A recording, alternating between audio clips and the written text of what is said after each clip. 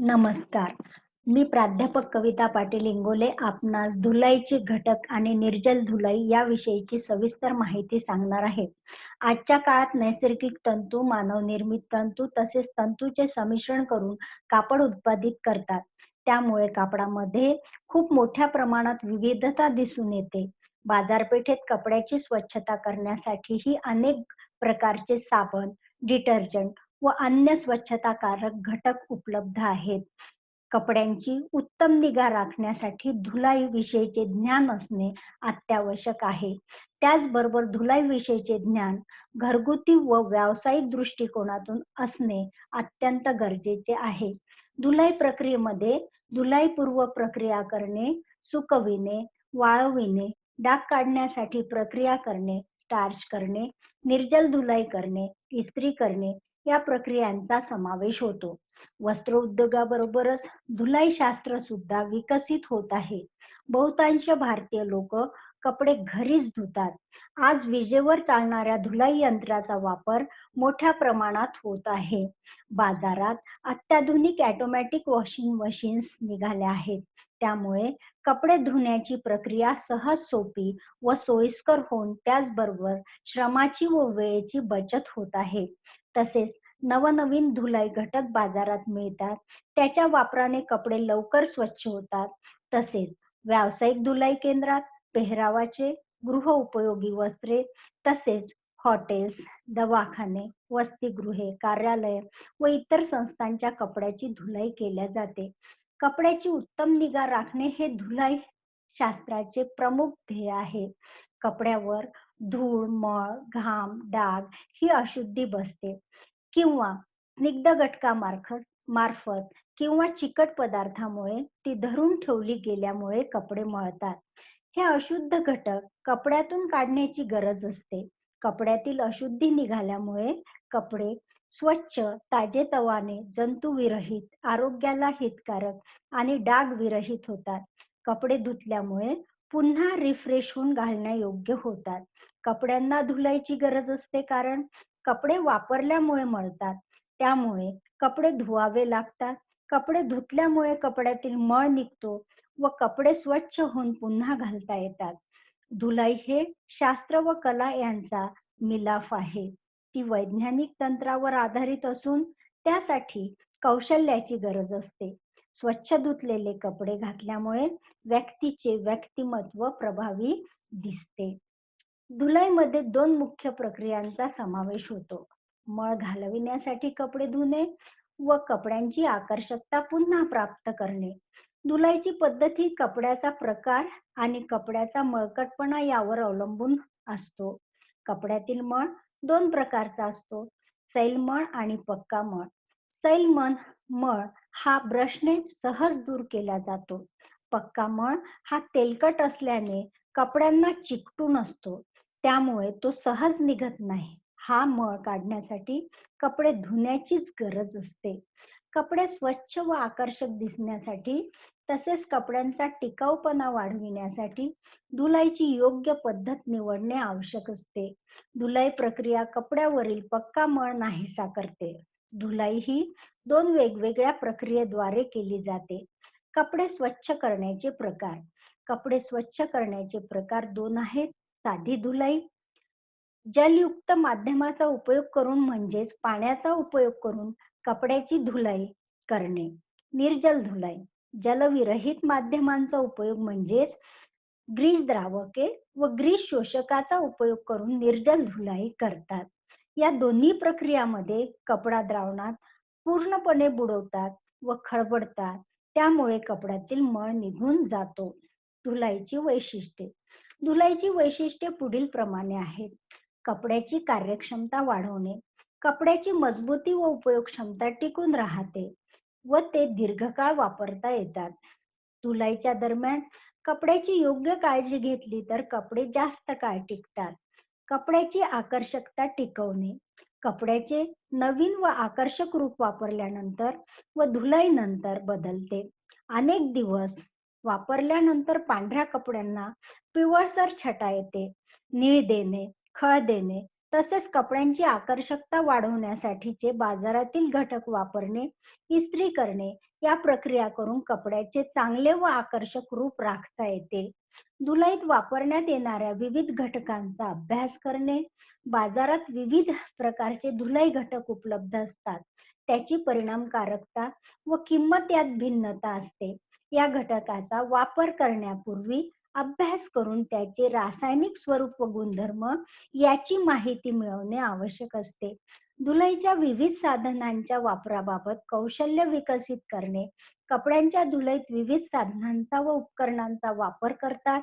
काही साधी साधने असतात, तर काही साधना व उपकरणांचा उपयोग करताना विशिष्ट कौशल्य अवगत असावे लागते. ही उपकरणे कोणत्या तत्वावर आधारित कार्य करतात? कारण विविध तंतूवर निरनिराळ्या घटकांचा व प्रक्रियांचा होणारा परिणाम वेगवेगळा असतो. धुलाईची पद्धत निवडताना कापडाचे स्वरूप व मळाचा प्रकार यांचा विचार करावा लागतो. त्यांचे फायदे किंवा मर्यादा कोणत्या याचा अभ्यास करणे आवश्यक असते.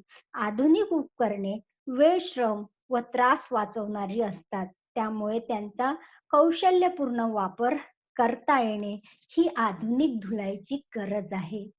धुलाईचे घटक पाणी, साबण व डिटर्जंट हे 3 प्रमुख धुलाईचे घटक आहेत. धुलाईच्या घटकांचे वर्गीकरण. धुलाईच्या घटकांचे वर्गीकरण पुढील प्रमाणे करतात. स्वच्छताकारक घटक. कपड्यातील मळ काढून टाकण्यासाठी विविध स्वच्छताकारक घटकांचा उपयोग करतात. यापैकी पाणी, साबण व डिटर्जंट हे 3 प्रमुख स्वच्छताकारक घटक आहेत. कडकपणा देणारे घटक. स्टार्च व गोंदामुळे कपड्यांना कडकपणा येतो. शुभ्रताकारक घटक. नीळ, टिनोपॉल व इतर शुभ्रताकारक घटकांमुळे कपडे पांढरे व शुभ्र होतात व पांढऱ्या कपड्यांचा पिंगटपणा जातो. पाणी. धुलाईचे प्रमुख घटक त्यातील पाणी. धुलाईमध्ये पाण्याला अनन्यसाधारण महत्व आहे. पाणी हा कपडे धुलाईचा एक प्रमुख घटक आहे. झरे, नद्या, तलाव, विहिरी, कूपनलिका ज्याला बोर म्हणतात, धरणे अशा विविध स्रोतापासून पाणी उपलब्ध होते. तर प्रक्रिया केलेल्या पाण्याचा नळाद्वारे पुरवठा करतात. पाण्यामध्ये असे उत्कृष्ट गुणधर्म असतात की त्यामुळे कपडे स्वच्छ होतात. कापड पाण्यात नुसतेच खळबळले असता पाण्यात होणाऱ्या पेडेसिसच्या क्रियेमुळे त्यातील कोरडे धूलिकण निघून जातात. त्यामुळे स्निग्ध विरहित मळ स्वच्छ होतो. जगभरात कपडे धुण्यासाठी पाण्याचाच उपयोग करतात. धुलाईमध्ये पाण्याचे कार्य तसेच महत्व व उपयोग. पाणी हे सर्वत्र मोठ्या प्रमाणावर वापरले जाणारे विद्रावक आहे. कारण हे तुलनेने स्वस्त, सहज उपलब्ध, बिनविषारी असते व त्याचा वापर करताना कोणत्याही विशेष साधनांची गरज नसते. कपडे ओले करणारा घटक. पाणी तंतूमध्ये आतपर्यंत जाते आणि कपडे ओले होतात. कारण कापड व पाणी यामध्ये आसक्ती असते. यामुळे पाण्याच्या संपर्कात कापड ओले होते. द्रावक म्हणून उपयोग. पाणी एक उत्तम द्रावक आहे. बहुतेक सर्व मळ विरघळण्याची क्षमता त्यात आहे. ज्यावेळी पाणी शुद्ध स्वरूपात असते तेव्हा त्याची विद्रावकता सर्वात उत्तम असते. प्रथिनयुक्त डाग काढण्यासाठी थंड पाणी व तेलकट डाग काढण्यासाठी गरम पाण्याचा उपयोग करतात. उदासीन द्रावक. पाणी हे अन्य धुलाईच्या घटकासोबत रासायनिक प्रतिक्रिया करीत नाही. पेडेसिस ही पाण्यात होणारी प्रक्रिया आहे. ही पाण्याच्या अणूंची हालचाल असते. ते अणू कपड्यांच्या आत बाहेर फिरतात.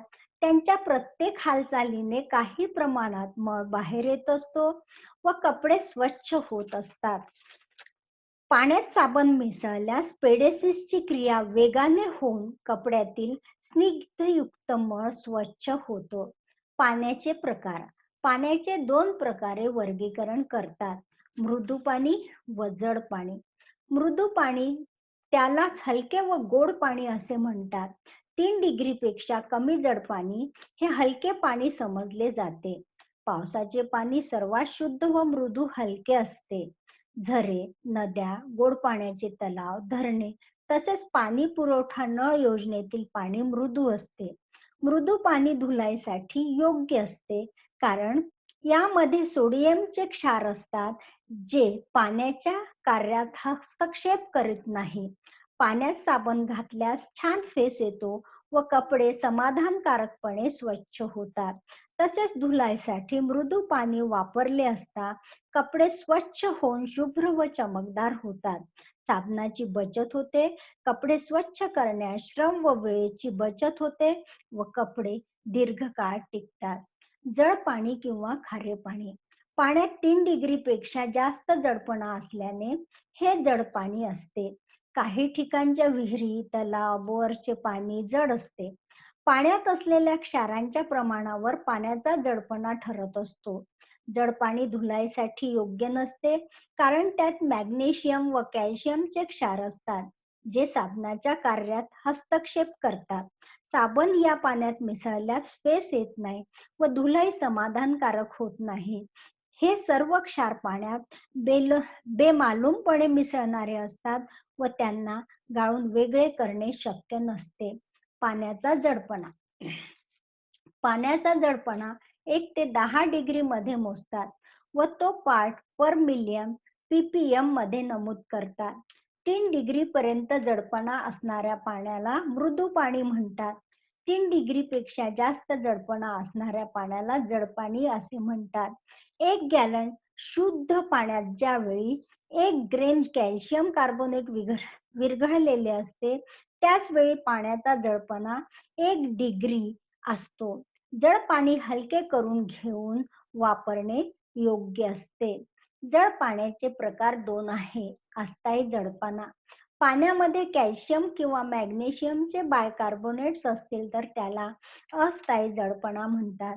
या पाण्याचा जडपणा पाणी उकळल्याने नाहीसा होतो. त्यासाठी कोणत्याही रासायनिक घटकांचा उपयोग करावा लागत नाही. म्हणून त्यास अस्थायी जडपणा असे म्हणतात. स्थायी जडपणा. पाण्यामध्ये कॅल्शियम किंवा मॅग्नेशियमचे सल्फेट्स, नायट्रेट्स किंवा क्लोराइड्स असतात तर त्याला स्थायी जडपणा म्हणतात. जडपणा निर्माण करणारे क्षार पाण्यात विद्राव्य असतात व ते सहजपणे वेगळे करता येत नाही. पाणी उकळून हा जडपणा जात नाही.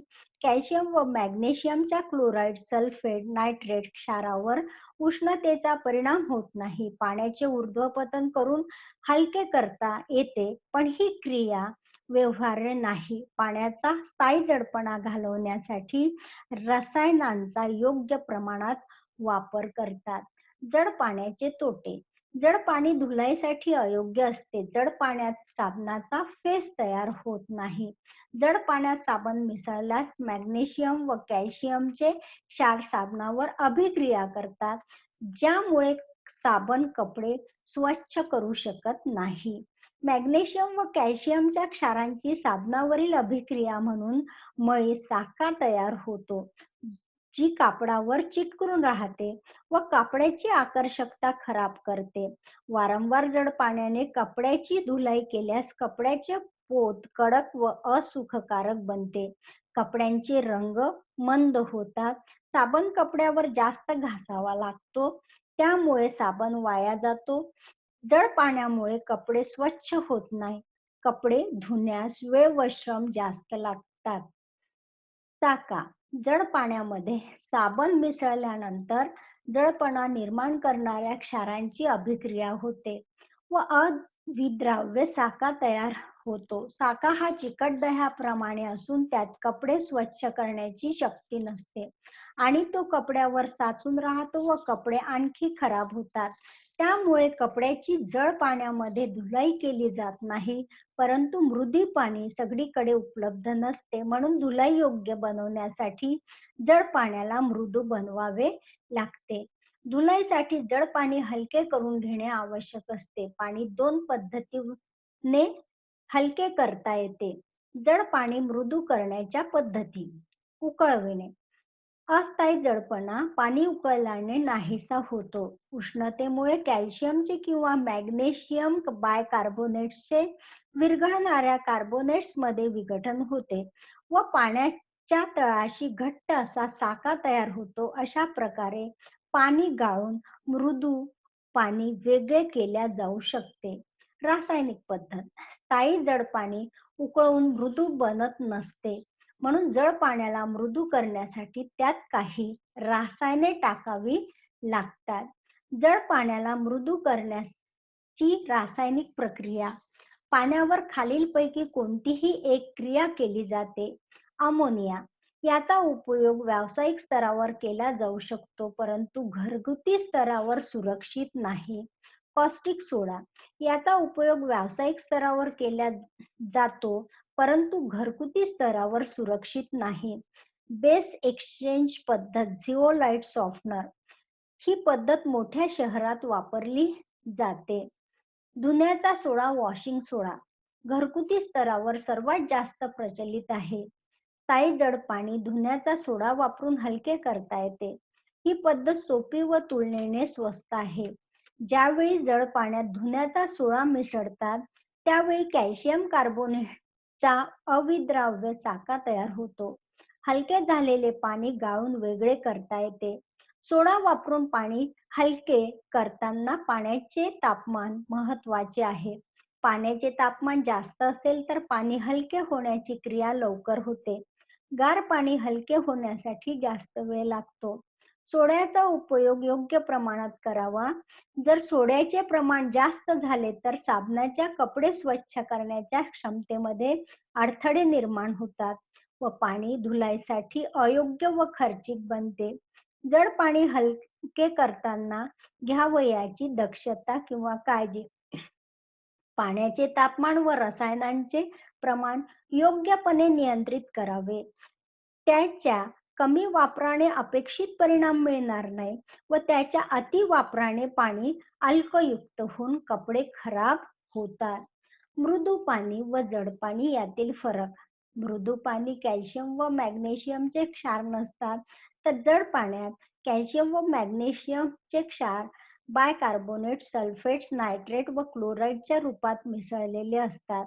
मृदू पाण्यात साबण मिसळल्यास फेस तयार होतो, तर जड पाण्यात साबण मिसळल्यास साका तयार होतो. साबणाला फेस येत नाही. मृदू पाण्याने कपडे शुभ्र व चमकदार निघतात. जड पाण्यात कपडे कडक बनतात, अनाकर्षक दिसतात. मृदू पाण्याने कपडे धुतल्यास कपडे दीर्घकाळ टिकतात, तर जड पाण्याने कपडे धुतल्यास कपडे लवकर खराब होतात. मृदू पाणी धुलाईसाठी योग्य असते, तर जड पाणी धुलाईसाठी अयोग्य असते. साबण. पाण्यासोबतच साबण हा घरगुती आणि व्यावसायिक स्तरावर वापरला जाणारा एक प्रचलित स्वच्छताकारक घटक आहे. साबणाच्या स्वच्छता शक्तीला डिटर्जन्सी म्हणतात. वस्त्राचा प्रकार व त्यात असणारा मळ या आधारे साबणाची निवड केली जाते. साबण पावडर वडी द्रव स्वरूपात उपलब्ध असतो. तुम्ही साबण घरी सुद्धा तयार करू शकता. बाजारात अनेक प्रकारचे साबण उपलब्ध असतात. मेदाम्ले व अल्कली यापासून तयार होणारा संयुक्त पदार्थ म्हणजे साबण होय. मेदाम्ले व अल्क यांच्यामध्ये होणाऱ्या रासायनिक प्रक्रियेने साबण तयार होतो. त्याला मेदाम्लाचे अल्क क्षार असेही म्हणतात. मेदाम्लाचे सोडियम, पोटॅशियम व अमोनियम क्षार पाण्यात विद्राव्य असतात व त्यांच्यामध्ये कपडे स्वच्छ करण्याची क्षमता असते, म्हणून त्याचा धुलाईसाठी वापर होतो. त्याला साबण असे म्हणतात. साबणीकरण सॅपोनिफिकेशन. अल्कली व मेदाम्लाच्या एकत्रीकरणातून साबण तयार करण्याच्या प्रक्रियेला साबणीकरण सॅपोनिफिकेशन असे म्हणतात. साबण निर्मिती. तेल आणि कॉस्टिक सोडा एका विशिष्ट प्रमाणात एकत्र करून काही तास गरम केला जातो. साबणीकरण घडून येते व साबणाचे मिश्रण तयार होते. या मिश्रणातून साबण वेगळा करण्यासाठी त्यात साधे मीठ घातले जाते. याचा परिणाम स्वरूप 4 थर तयार होतात, ते पुढील प्रमाणे. सर्वात वरचा फेसाळ थर काढून टाकला जातो. दुसरा द्रवरूपी थर घेतला जातो. तिसरा थर न वापरलेल्या अल्कलीचा असतो, ज्याला स्पेंट लाय असे म्हणतात. चौथा थर अशुद्ध पदार्थांचा असतो. पाण्याचे प्रमाण कमी करण्यासाठी साबणाच्या द्रवाला उकळले जाते. त्यात रंग, सुवासिके व अन्य पदार्थ टाकले जातात. नंतर तो द्रव साच्यामध्ये टाकला जातो. दुसऱ्या दिवशीपर्यंत तो घट्ट तयार होतो. नंतर तो मुद्रांकित करून पॅक केला जातो. इतिहास. सॅपो हा एक लॅटिन शब्द आहे. तो रोमन जगातील सॅपो पर्वत यापासून आला आहे.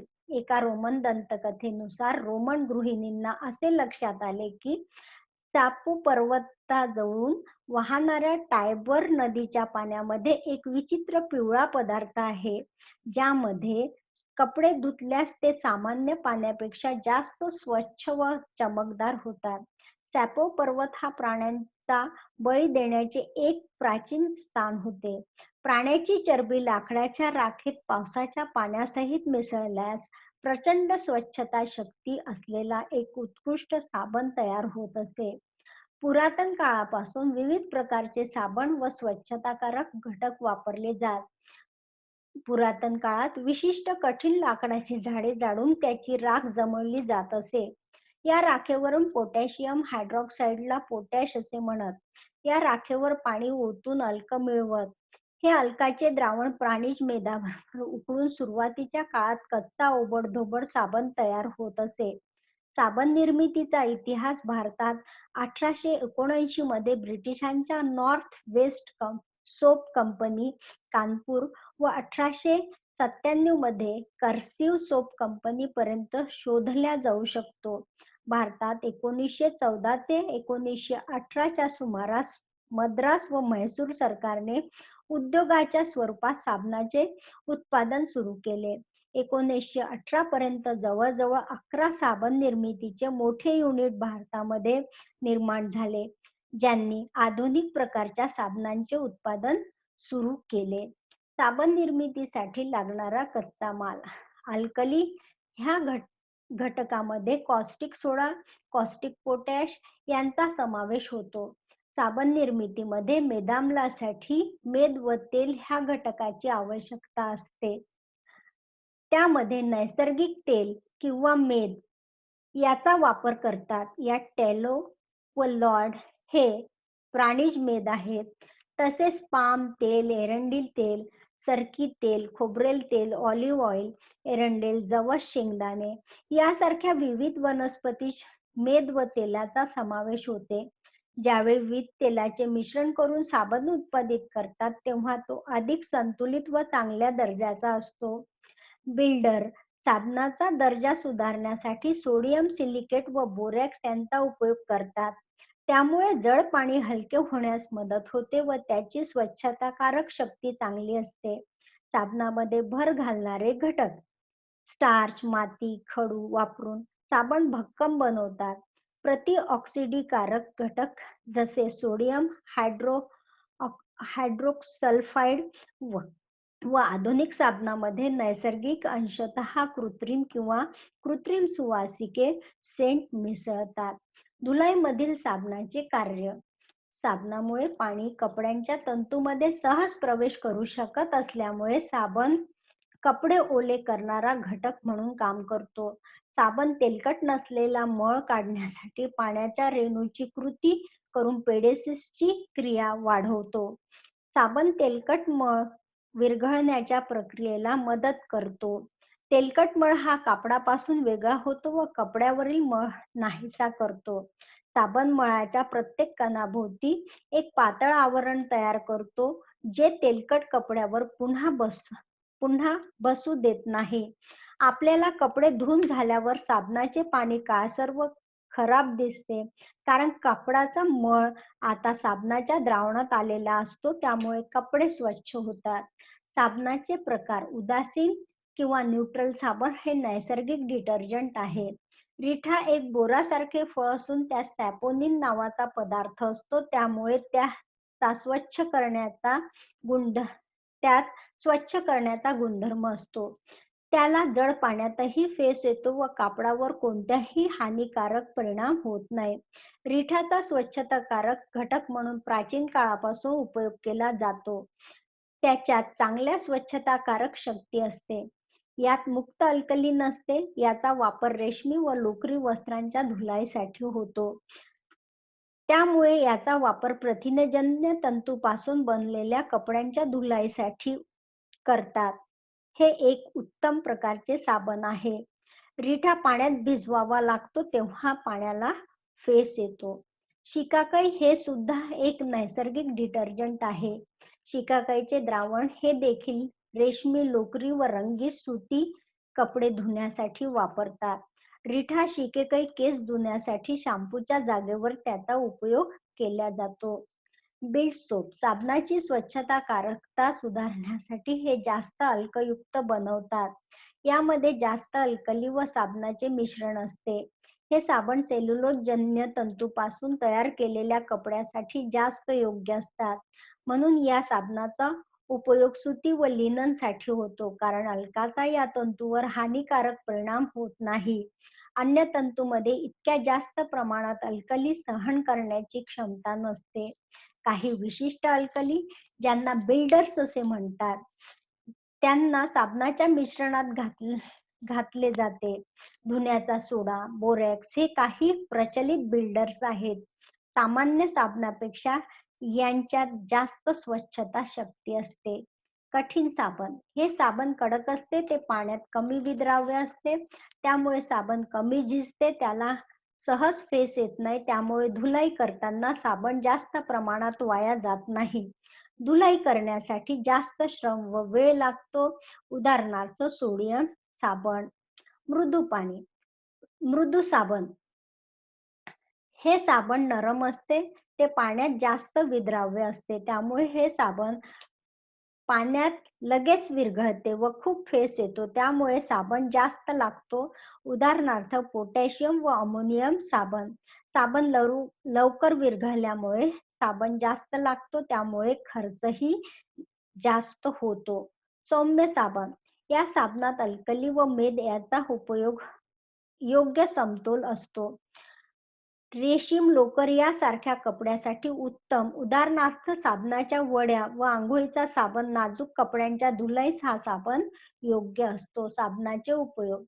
धुलाईमध्ये साबणाचा उपयोग केल्याने कपड्यातील धूळ व मळ निघून येतो. यासाठी साबण 4 प्रकाराने कार्य करतो. साबणामुळे पाणी कपड्यात शोषले जाऊन कपडे लवकर ओले होतात. साबण पाण्यात मिसळला असता रेणूंची हालचाल, पेडेसिसची क्रिया अधिक जलद होऊन तेलविरहित मळ कपड्यातून पटकन निघतो. साबण पाण्यात विरघळल्याने त्याच्या अल्कयुक्त गुणधर्मामुळे तेलयुक्त मळ निघून येतो. कपडा स्वच्छ करताना साबणामुळे तेल विच्छेदन होऊन त्याचे लहान कणात रूपांतर होते व ते पाण्यात तरंगत राहतात. त्यांना कपड्यापेक्षा साबणाबद्दल जास्त आसक्ती असल्याने ते पुन्हा कपड्यावर बसत नाही. कपडे खडबडले असता पूर्णपणे मळ निघून जातो. उदासीन साबण व बीट सोप यातील फरक. उदासीन साबणात मुक्त अल्कली नसते, तर बीट सोपमध्ये जास्त अल्कली असते. उदासीन साबण रेशमी व लोकरी प्राणिज तंतूसाठी उपयुक्त असते, तर बीट सोप सुती व लिनन सारख्या सेल्युलोज तंतूसाठी उपयुक्त असते. कठीण साबण व मृदू साबण यातील फरक. कठीण साबण पाण्यात कमी विद्राव्य असतो, तर मृदू साबण पाण्यात जास्त विद्राव्य असतो. कठीण साबण धुलाई कार्यात कमी वाया जातो, तर मृदू साबण कपडे धुताना साबण जास्त लागतो म्हणून जास्त वाया जातो. कठीण साबणाला जास्त फेस येत नाही, उदा सोडियम साबण, तर मृदू साबणाला जास्त फेस येतो, उदा अमोनियम साबण व पोटॅशियम साबण. कृत्रिम डिटर्जंट. साबण निर्मितीसाठी मेद व तेलापासून प्राप्त होणाऱ्या मेदाम्लाची आवश्यकता असते. त्याचा वापर अन्न म्हणूनही करतात. म्हणून वैज्ञानिकांनी मेदाम्लासाठी पर्याय म्हणून LAS नावाच्या पेट्रो रसायनाच्या पासून मिळणाऱ्या एका रासायनिक पदार्थाचा शोध लावला. त्याची रासायनिक रचना मेदाम्लाप्रमाणेच आहे, म्हणून साबण निर्मितीमध्ये मेदाम्लाच्या ऐवजी त्याचा वापर केला जातो. त्यांना भौतिक सर्फेक्टंट म्हणतात. हा नवीन पदार्थ संश्लेषित कच्च्या मालापासून तयार करण्यात येतो, म्हणून त्याला कृत्रिम डिटर्जंट असे म्हणतात. कृत्रिम डिटर्जंट साबणापेक्षा खूप उत्कृष्ट आहे व व त्यांनी एक आवडता स्वच्छताकारक घटक म्हणून साबणाची जागा घेतली. कृत्रिम डिटर्जंट हे पावडर, वडी किंवा द्रव स्वरूपातही उपलब्ध आहे. इतिहास. पहिल्या महायुद्धादरम्यान मेदामले व तेलाचा प्रचंड तुटवडा पडला होता. त्याच वेळी सर्फेक्टंटचा शोध लागला. नैसर्गिक मेद व तेलाचा वापर अन्य उपयोगासाठी करता यावा म्हणून पहिल्या महायुद्धाच्या दरम्यान जर्मनीमध्ये कृत्रिम डिटर्जंट बनवण्यात आले. परंतु बाजारपेठेत ते उपलब्ध होण्यास काही काळ लागला व दुसऱ्या महायुद्धाच्या काळात ते बाजारात आले. सुरुवातीला त्याची स्वच्छताकारकता फारशी चांगली नव्हती, परंतु अन्य काही रसायनांचा समावेश करून डिटर्जंटचा दर्जा सुधारण्यात आला. 1964 नंतर डिटर्जंटची जगभरातील बाजारपेठेत विशेष छाप पडली. भारतात 1958 पासून डिटर्जंटची व्यापारी तत्वावर निर्मिती सुरू झाली. थोड्याच कालावधीत त्याच्या मागणीत झपाट्याने वाढ झाली. कृत्रिम डिटर्जंटचे घटक. सर्फेक्टंट हा प्रमुख स्वच्छताकारक घटक आहे. बिल्डर जसे पाणी हलके करतो व स्वच्छता वाढवतो. फेस प्रोत्साहके फेसाला स्थिरता प्रदान करून भरपूर फेस निर्माण करतो. शुभ्रताकारक घटक. ब्राईटनिंग एजंट दृष्टीभ्रम निर्माण करतात व कपडे जास्त चमकदार वाटू लागतात. पांढरे कपड्यांची पिवळसर छटा झाकून पांढरे शुभ्र कपडे दिसतात. सुवासिक व रंग. सर्फेक्टंटचा दुर्गंध व पांढरा रंग घालवण्यासाठी तसेच आकर्षक रंग व निरनिराळी आल्हाददायक सुवासिके टाकून डिटर्जंट आकर्षक बनवतात. धुलाईमध्ये कृत्रिम डिटर्जंटचे महत्त्व. जड पाण्यात तसेच मृदू पाण्यात सारखेच परिणामकारक असतात. डिटर्जंट मृदू व जड पाण्यात सारखेच उत्तम स्वच्छताकारक असते. साबणापेक्षा जास्त व लवकर कपडे स्वच्छ होतात. अल्कयुक्त व आम्लयुक्त माध्यमात परिणामकारक असते. थंड पाणी व गरम पाणी यामध्ये सारखाच परिणाम असतो. दोन्ही प्रकारच्या पाण्यात कार्यक्षमता सारखीच असते. कपड्यातून सुटून आलेला मळ पुन्हा कपड्यावर बसू देत नाही. या प्रक्रियेला प्रतिपुनर्निक्षेपक म्हणतात. कपडे धुण्यास वेळ व श्रम कमी लागतात व कपडे जास्त चमकदार बनतात. कपडे धुण्यास पाणी कमी लागते. डिटर्जंटचा वॉशिंग मशीनमध्ये जास्त वापर होतो. साबण आणि डिटर्जंट मधील फरक. साबण अल्कलीयुक्त असतो तर डिटर्जंट अल्कली व आम्लयुक्त नसते. साबणाची स्वच्छताकारकता कमी असते तर डिटर्जंट उत्कृष्ट स्वच्छताकारक असतो. साबण जड पाण्यात परिणामकारक नसतो तर डिटर्जंट मृदू व जड पाण्यात परिणामकारक असतो. साबण अल्कयुक्त माध्यमातून परिणामकारक तर डिटर्जंट अल्क व आम्लयुक्त माध्यमात परिणामकारक असते. साबण हा थंड पाण्यापेक्षा गरम पाण्यात जास्त परिणामकारक असतो तर डिटर्जंट गरम व थंड पाण्यात सारखाच परिणामकारक असतो. साबणाने कपडे धुतल्यास चमकदार दिसत नाही तर डिटर्जंटने कपडे धुतल्यास चमकदार दिसतात. निर्जल धुलाई. निर्जल धुलाईला रासायनिक धुलाई किंवा फ्रेंच धुलाई असे म्हणतात. पाणी व साबण याऐवजी विशिष्ट ग्रीस द्रावके व ग्रीस शोषके वापरून केलेली कपड्यांची धुलाई, ज्यात ग्रीसयुक्त मळ काढला जातो. कपड्यांचा बराचसा मळ हा तेलकटपणामुळे असतो. ज्या प्रक्रियेमुळे तेलकटपणा नाहीसा केला जातो किंवा एखाद्या योग्य द्रावणात कपडा बुडवला असता कपड्यावरील तेलकट मळ निघून जातो. कपडे स्वच्छ करण्याकरता पाण्याव्यतिरिक्त इतर घटक वापरतात. पाण्याचा वापर होत नसल्यामुळे त्याला निर्जल धुलाई असे म्हणतात. निर्जल धुलाईचा आधुनिक इतिहास. निर्जल धुलाईचा आधुनिक इतिहास 1840 साली मध्ये झाला. फ्रेंच वस्त्रनिर्माता जीन बॅप्टिस्टी जोलीची मोलकरीण केरोसिनच्या दिव्याला धडकली व तो दिवा लिननच्या टेबल क्लॉथवर पडला. दिवा पडल्याच्या जागेवर लिननचा कापड जास्त स्वच्छ झालेला पाहून जोलीला आश्चर्य वाटले. जोलीने या आविष्काराचा विस्तार त्याच्या व्यवसायामध्ये केला. ऐतिहासिकदृष्ट्या जोली बेलिन या पॅरिसच्या कंपनीला पहिला निर्जल धुलाईचा व्यवसाय करण्याचे श्रेय जाते. यात मूलभूत स्वच्छता साहित्य म्हणून केरोसिन घासलेटचा वापर केला जात होता. निर्जल धुलाईचा शोध फ्रेंच व्यक्तीने लावला, त्यामुळे या प्रक्रियेला फ्रेंच धुलाई असे म्हणतात व निर्जल धुलाईसाठी रसायनांचा वापर करतात, त्यामुळे त्याला रासायनिक धुलाई असे म्हणतात. कपड्यातील मळ काढणाऱ्या घटकाला डिटर्जंट म्हणतात. कृत्रिम डिटर्जंट हे पेट्रोल रसायनापासून संश्लेषित करतात. डिटर्जंट हे संश्लेषणाने तयार केले जातात. त्याची सेंद्रिय रचना साबणापेक्षा निराळी असते. सर्व डिटर्जंटमध्ये सर्फेक्टंट हा प्रमुख स्वच्छताकारक घटक असतो. सर्फेक्टंट व्यतिरिक्त डिटर्जंटमध्ये अन्य वेगवेगळे घटक मिसळलेले असतात. त्यात बिल्डर, विकर, प्रतिपुनर्निक्षेपक घटक, भर घालणारे घटक, फेस आणणारे घटक, शुभ्रताकारक घटक, सुवासिके, रंग यांचा समावेश होतो. निर्जल धुलाईचे घटक. निर्जल धुलाईचे 2 घटक आहेत. ग्रीस शोषके.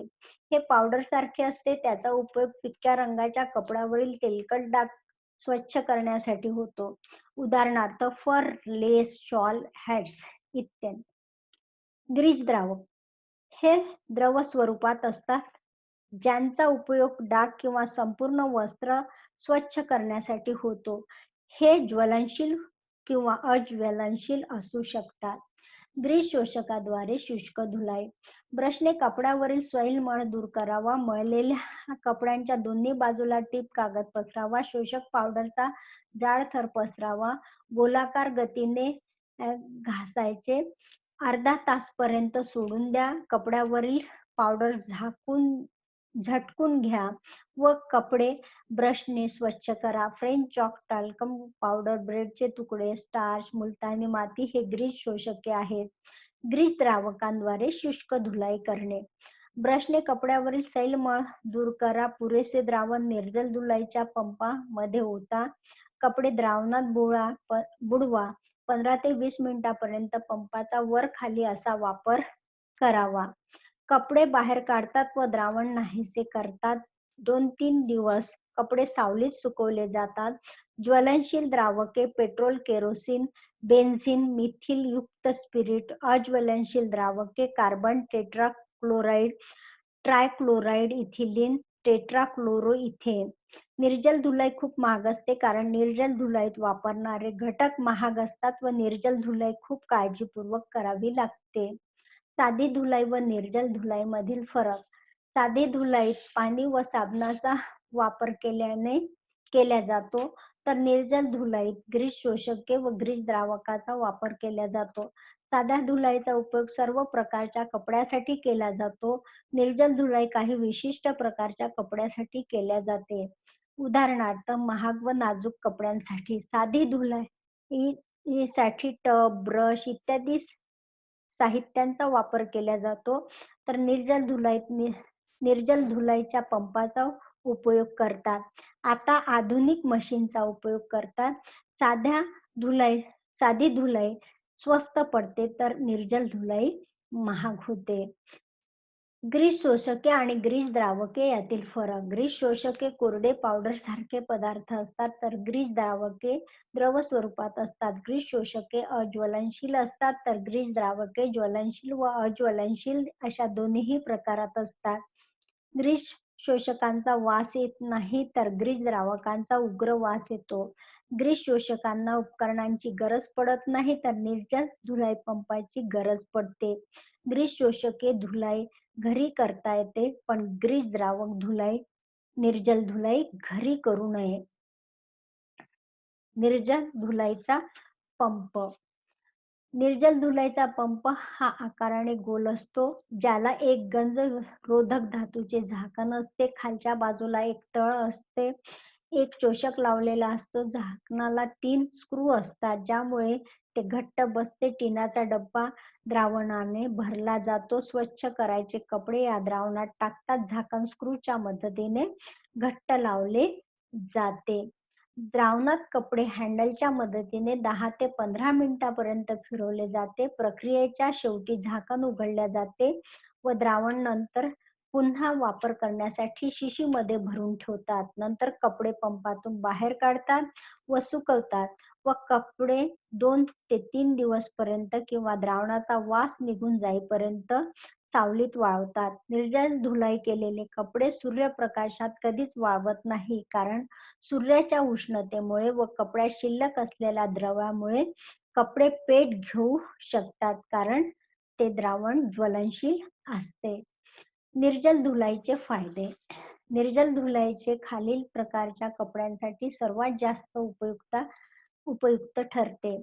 फर, फेल्ट, क्रेप, रेशीम, लोकर, वेल्वेट व कॉर्डराय यासारख्या कपड्यांच्या धुलाईसाठी उपयुक्त असते. रंग जाणारे कपडे, लेस लावलेले कपडे, स्थायी रूपात प्लेट असलेले कपडे, एम्ब्रॉयडरी किंवा कशिदा असलेल्या कपड्यांच्या धुलाईसाठी उपयुक्त असते. निर्जल धुलाई केल्याने कपड्यांचा रंग जात नाही, कारण कपड्याचा पाण्याशी संपर्क येत नाही. निर्जल धुलाई केल्याने पाईल्ड वस्त्राचे तंतू चपटे होत नाही. निर्जल धुलाई केल्याने वस्त्रांचा रंग, पोत, चमक यावर परिणाम होत नाही. निर्जल धुलाई केल्याने कपडे स्वच्छ होऊन स्टार्च व प्रेस करून अगदी नव्यासारखे होतात. निर्जल धुलाईचे तोटे. निर्जल धुलाई खूप महाग असते. ती खर्चिक असल्या कारणाने सर्वसाधारण लोकांना परवडत नाही. कपड्यावर द्रावणाचा वास दीर्घ काळापर्यंत राहतो. यात फक्त ग्रीजयुक्त मळ स्वच्छ होतं. ज्वलनशील द्रावकाचा वापर फार धोकादायक असतो. त्यासाठी खूप खबरदारीची किंवा काळजी घेण्याची गरज असते. ज्वलनशील द्रावकाचा वापर करून घरगुती निर्जल धुलाई करू नये, कारण ज्वलनशील पदार्थाचा वापर करणे घरगुती स्तरावर घातक ठरू शकते. आता आपण पाहणार आहोत लॉन्ड्रीमधील धुलाई प्रक्रिया व्हिडिओच्या आधारे. कपडे लॉन्ड्रीमध्ये नेल्यावर कपड्यावरचे डाग व डॅमेज असलेले कपडे तपासले जातात व ग्राहकाला ओळख म्हणून स्लिप दिली जाते. कपड्यांचे रंग, कपड्याचा प्रकार, तंतूचा प्रकार व धुलाईच्या प्रकारानुसार कपड्यांचे सॉर्टिंग केले जाते. डाग पडलेल्या ठिकाणचा डाग काढण्याच्या घटकाने स्वच्छ केला जातो व मशीनमध्ये कपडे साधी धुलाई व ड्रायक्लीनसाठी टाकले जातात. काही वेळाने त्याची प्रोसेस सुरूच राहते. कपडे धुवून सुकवून बाहेर काढले जातात. इस्त्री करून त्याचे फिनिशिंग करून पॅकिंग केले जाते. फिनिशिंग करताना दिसत आहे. फिनिशिंग करून